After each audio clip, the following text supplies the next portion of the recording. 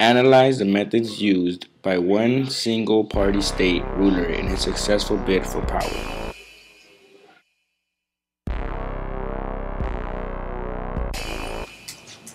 Russia's history. From 1894 to 1917, the Tsar was Nicholas II. During his time, there were many opposition parties. For one, there was the Cadets, which was made up of the middle class. They wanted a parliament like England.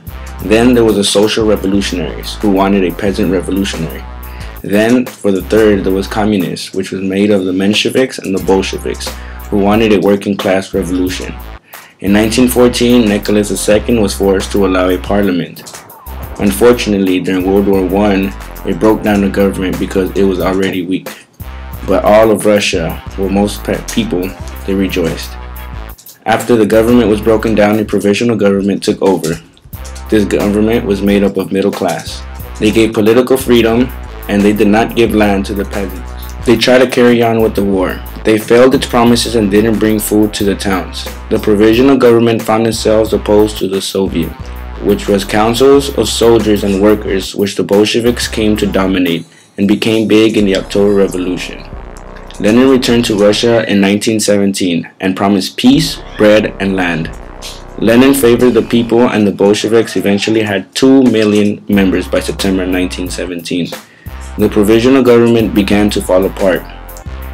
The attack on Austria failed. Then in August, provisional government had to ask the Bolsheviks for help. Lenin's legacy.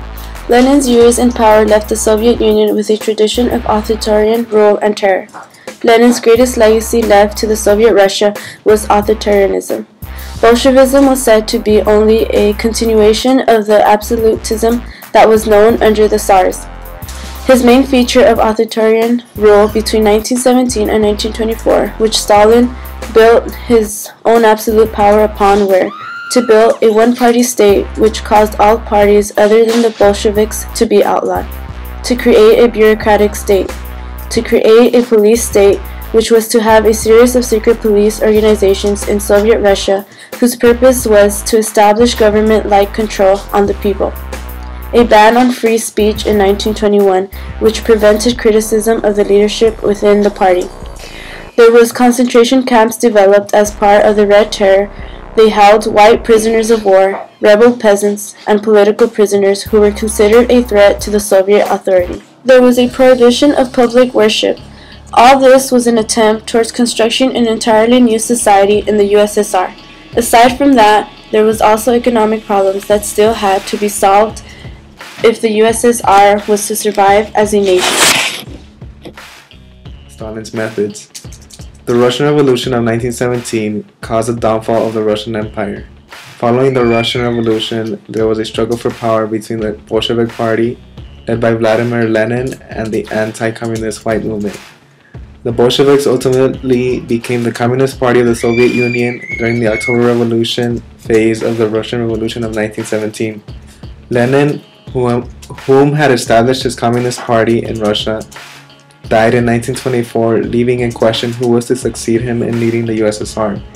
Joseph Stalin was a potential candidate, although Lenin saw to it that Stalin be stripped of his power. Nonetheless, though, Stalin used his influential post of General Secretary, political repression through the Great Purge, and the delay in publishing Lenin's testament as factors which benefited him in his rise to power. Through using these methods and/or factors, Stalin was able to successfully consolidate and maintain power up until his death in 1953. In 1922, Stalin was appointed the General Secretary, an influential post which allowed him to appoint other positions in the party. In the 1920s, a period in which the number of Communist Party members increased rapidly, Stalin used his influence and power to recruit new members that were mostly inexperienced and poorly educated. By recruiting inexperienced members, Stalin was able to manipulate and control these individuals, creating a strong and secure power base for Stalin. Appointing these inexperienced men so that he could control them gave Stalin major advantages over his opponents and thus gave him more power. Stalin's ruthlessness played a major part in his rising and maintaining power, especially during the Great Purge, which was from 1936 to 1938, which allowed him him to eliminate his competition and suppress Russians into fear and terror. Stalin used the 1934 assassination of Sergei Kirov, a well-regarded Bolshevik leader, as an excuse to carry out the Great Purge, claiming that it would prevent future sabotage and espionage which threatened the USSR.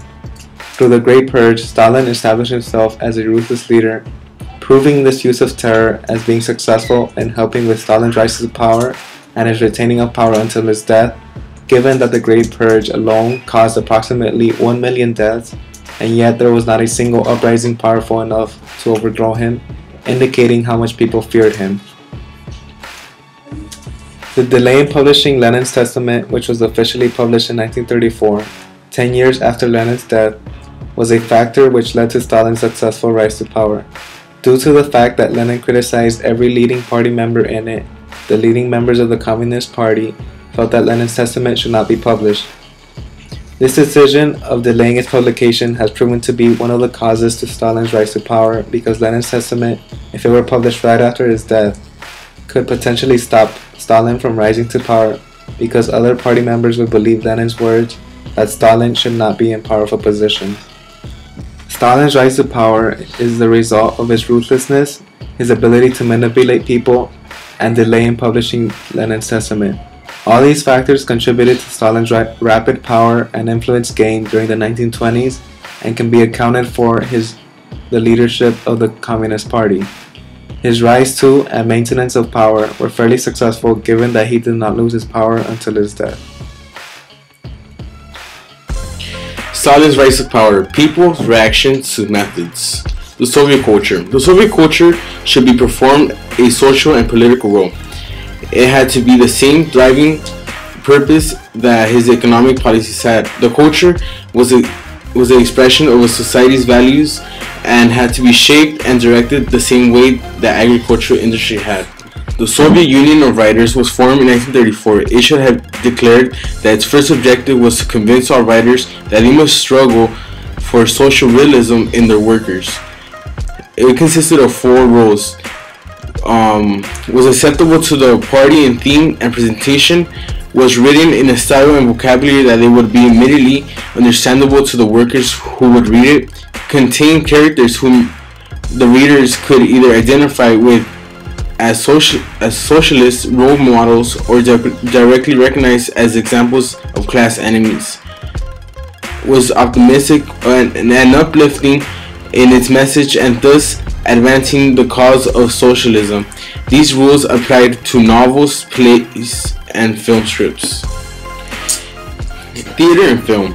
A guy whose name was Vsevolod Meyerhold wants the concept of total theater and decided to revolt against Stalin. His appeal to artistic liberty, quote, the theater is a living, creative thing. We must have freedom. Yes, freedom. He was arrested in 1938.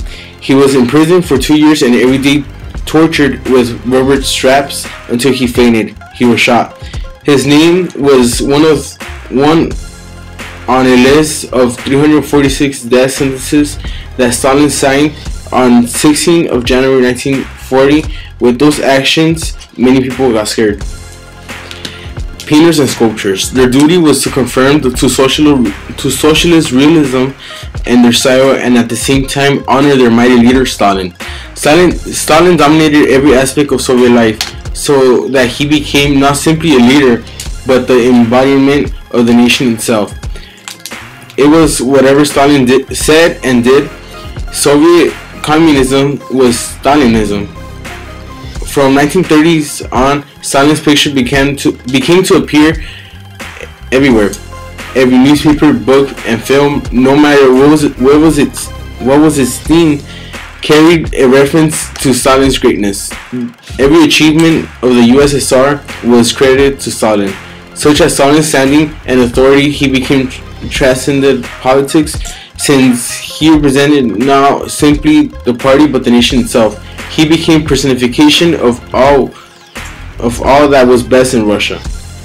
Worship of Stalin. Traditional worship with its veneration of the saints, its icons, prayers, and incantations translated easily into the new regime. Stalin became an icon. His picture was carried on giant flags in possessions. Stalin's popularity there was in which criticism or opposition could be voiced. The Gulag was full of comrades who had spoken out of their turn. In other words, if you go against him, you will face the consequences and die.